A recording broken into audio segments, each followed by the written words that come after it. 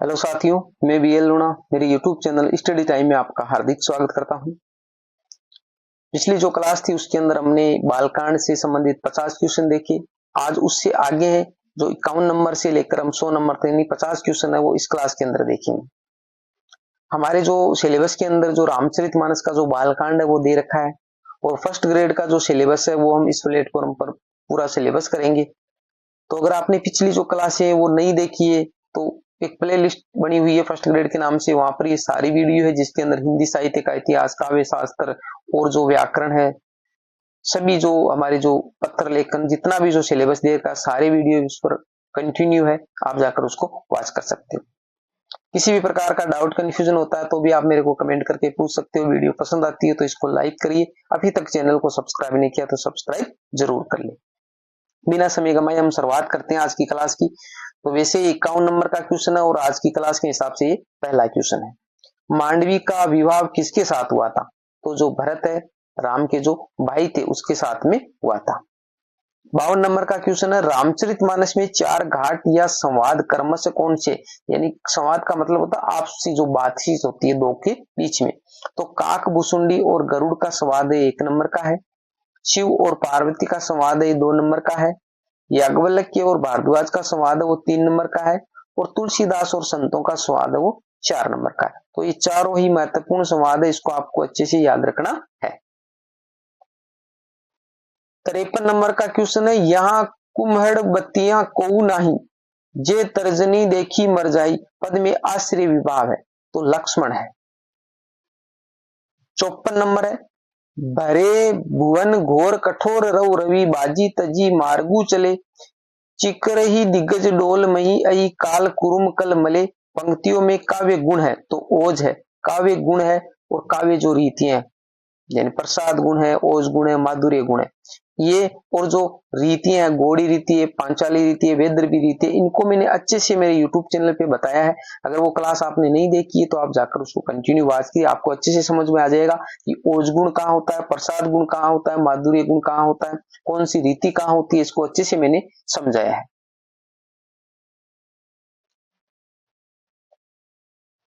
मंदोदरी के पिता का क्या नाम था? तो मय दानव, मय दानव है वो मंदोदरी के पिता का नाम था। और मंदोदरी कौन थी? रावण की पत्नी, रावण की पत्नी थी। भारद्वाज ने किस ऋषि से राम कथा सुनी थी? याज्ञवल्क्य से। भारद्वाज ने जो राम कथा सुनी थी किससे? याज्ञवल्क्य नाम के जो ऋषि थे उनसे। पार्वती की माता का नाम था मेना, पार्वती की माता का नाम मेना है और आगे और आएगा तो इसको आपको अच्छे से याद रखना है। जो पार्वती है उसकी माता का नाम क्या है? मेना है।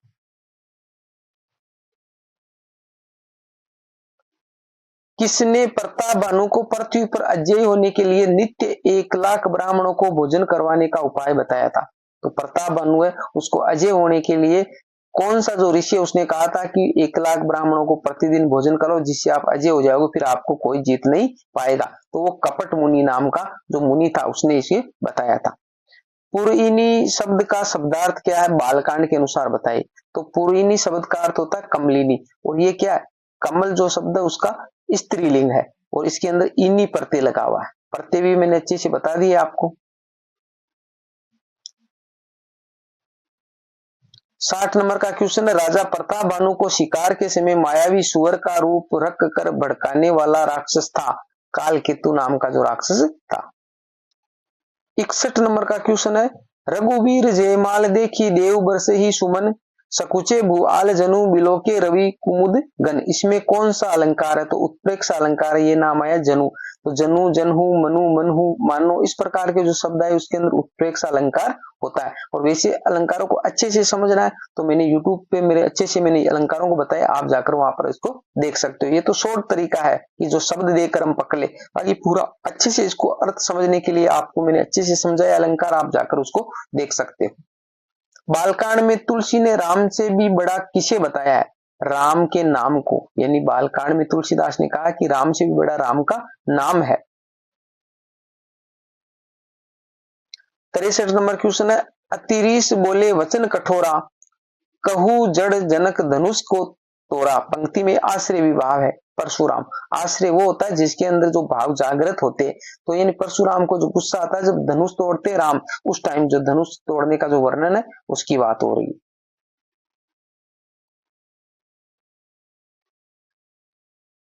मात पिता गुरु के बानी, बिन ही विचार करिए शुभ जानी। मानस में ये विचार किसके, तो ये भगवान शिव के विचार है। रामचरितमानस के बालकांड में कितने पद्य है? 361। मोस्ट क्वेश्चन है, एग्जाम में पूछा गया है। जो बालकांड है रामचरितमानस का उसमें 361 क्या है? पद्य है। 66 नंबर का क्वेश्चन है, सीता जी की माता का क्या नाम था? सुनैना। जिस प्रकार पार्वती की माता का नाम क्या था? मैना। उसी प्रकार सीता जी की माता का नाम क्या है? सुनैना। तो अलग अलग है, याद रखना इसको अच्छे से। 67 नंबर का क्वेश्चन है, शंकर जी के वरदान के अनुसार कामदेव का जन्म किस रूप में हुआ था? प्रद्युम्न के रूप में। 68 नंबर क्वेश्चन है, तुलसीदास ने मानस रूपी सरोवर के कितने घाट या संवाद बताए हैं?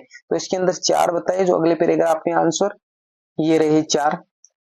69 नंबर है, प्रतापी शासक सत्य केतु जिसके प्रताप भानु व अरिमर्दन नामक पुत्र थे, कहां का राजा था?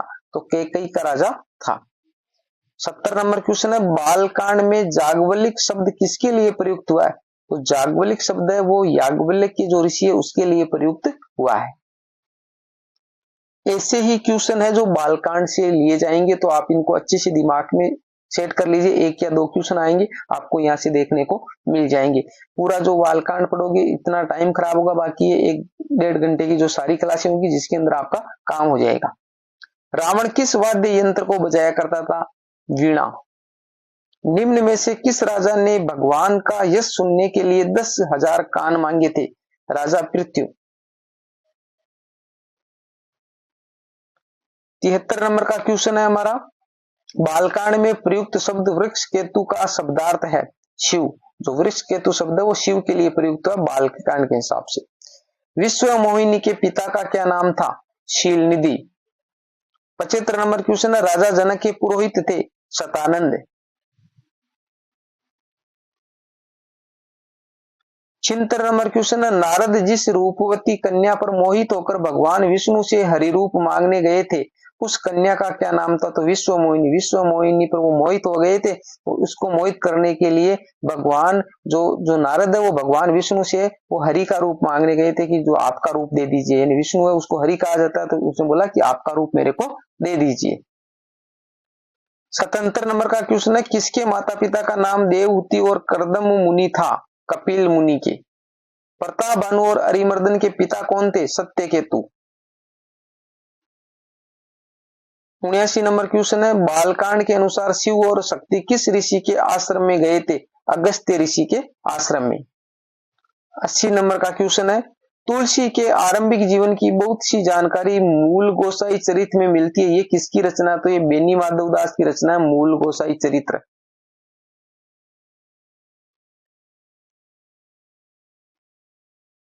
आगे हमारा 81 नंबर का क्वेश्चन है, राम का जन्म किस दिन हुआ था? चैत्र शुक्ला नवमी को, जिसको राम नवमी बोलते। राम नवमी। तुलसीदास के अनुसार रामचरितमानस की कथा सुनने से कौन से भाव समाप्त हो जाते हैं? यानी काम, मद, दंभ, ये जो भाव है ये भाव वो समाप्त हो जाते हैं जब रामचरितमानस की कथा हम सुनते हैं। 83 नंबर का क्वेश्चन है हमारा, शिव और शक्ति ने राम कथा किससे सुनी थी? तो अगस्त्य ऋषि से।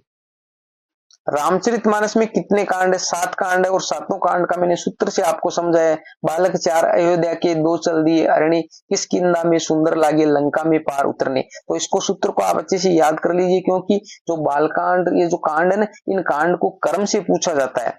क्रम से पूछने का क्वेश्चन आता है, या फिर पूछा जाता है 4 नंबर का कांड कौन सा है, 7 नंबर का कांड कौन सा, इस प्रकार। तो इसको आपको क्रम से जो मैंने सूत्र बताया, हिंदी साहित्य का इतिहास पढ़ाया वहां पर अच्छे से समझाया इसको, तो आप जाकर इसको अच्छे से देख लीजिए। 85 नंबर का क्वेश्चन है, कन्हु कवन सुखु अस बरु पाए भल भूल ही ठग के बोराए। ठग का प्रयोग किसके लिए किया गया? आगे है इसका आंसर। तो ये जो ठग का प्रयोग है वो नारद के लिए किया गया है। 86 नंबर क्वेश्चन है, आचार्य रामचंद्र शुक्ल के अनुसार तुलसीदास ने कुल कितने ग्रंथ की रचना की थी? तो 12 ग्रंथ की रचना की थी। इसके अंदर 5 जो ग्रंथ है वो बड़े ग्रंथ है। और 7 ग्रंथ है वो छोटे हैं। रामचरितमानस का प्रकाशन किस तिथि को हुआ था? तो चैत्र शुक्ल नवमी को, यानी प्रकाशन भी चैत्र शुक्ल नवमी को हुआ और राम का जन्म भी चैत्र शुक्ल नवमी को हुआ था। 88 नंबर क्वेश्चन है, रावण के कहने पर कौन सा राक्षस कपटी मृग बन गया था? मामा मारीची। तो मारीची है वो क्या है, एक रावण के कहने पर क्या बन गया था, एक मृग बन गया, जिस प्रकार जो सीता का हरण हुआ था ना उस टाइम की बात है। 90 नंबर का क्वेश्चन है, सांख्य दर्शन के प्रणेता कौन थे? कपिल मुनि। 90 नंबर का क्वेश्चन है, शिव ने किसे जय सच्चिदानंद जग पावन कहकर प्रणाम किया था? श्री राम को, यानी जय सच्चिदानंद जग पावन कहकर प्रणाम किया था शिव ने किसको? श्री राम को। सर्वप्रथम शिव ने राम कथा किससे कही थी? पार्वती को। 92 नंबर का क्वेश्चन है, सर्वप्रथम रामचरित को किसने रचा था? शिव ने। बालकांड में तुलसीदास ने किया है, यानी क्या क्या चीजें हैं बालकांड में? तो राम के विवाह का वर्णन है, राम के बाल रूप का वर्णन है और जीवन के उच्च आदर्शों की स्थापना की गई। ये बालकांड में सभी चीजें हमारे को देखने को मिलती है। आगे देखिए 94 नंबर का क्वेश्चन, मंगल भवन मंगल हारी उमा सहित जेहि जपत पुरारी पंक्ति में किसकी महिमा का वर्णन किया गया? राम के नाम की महिमा का वर्णन किया गया है। 95 नंबर क्वेश्चन है, तुलसीदास ने बालकांड में संतों के चरित्र को किसके समान बताया? कपास के समान बताया है। 96 नंबर का क्वेश्चन है, तुलसी ने कैकेयी की बुद्धि की तुलना किससे की है? नदी की काई से, जो नदी में जो हरे कलर की जो काई जम जाती है उससे। किस कवि को लोकनायक कहा जाता है? तुलसीदास को कहा जाता है। इस तुलसीदास को लोकनायक किसने कहा था वो मेरे को आप कमेंट करके बताइए। मैंने हिंदी साहित्य का इतिहास पढ़ा है, उस टाइम इसको अच्छे से बताया आपको। 98 नंबर का क्वेश्चन है, रामचरितमानस के प्रारंभ में तुलसीदास ने निम्न में से किस का मंगलाचरण किया है? सरस्वती और गणेश का। जिस प्रकार हम कोई नए काम की शुरुआत करते हैं तो उस टाइम उसको गणेश को मनाते, उसी प्रकार तुलसीदास ने भी जब रामचरितमानस की रचना की जो प्रारंभ किया था उस टाइम सरस्वती और गणेश की वंदना की है। 99 नंबर का क्वेश्चन देखिए, तुलसीदास के अनुसार बुरे रूप में भी अपने गुणों के कारण कौन आदरणीय होते हैं? तो सुजन या सतपुरुष आदरणीय होते हैं।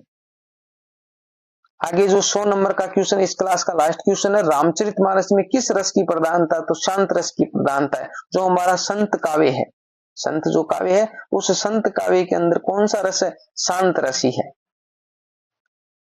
तो ये जो हमने 50 क्वेश्चन पिछली क्लास में देखे, 50 क्वेश्चन इस क्लास में देखे, हमारे 100 क्वेश्चन हो गए और अगली क्लास के अंदर हम और 50 क्वेश्चन देखेंगे।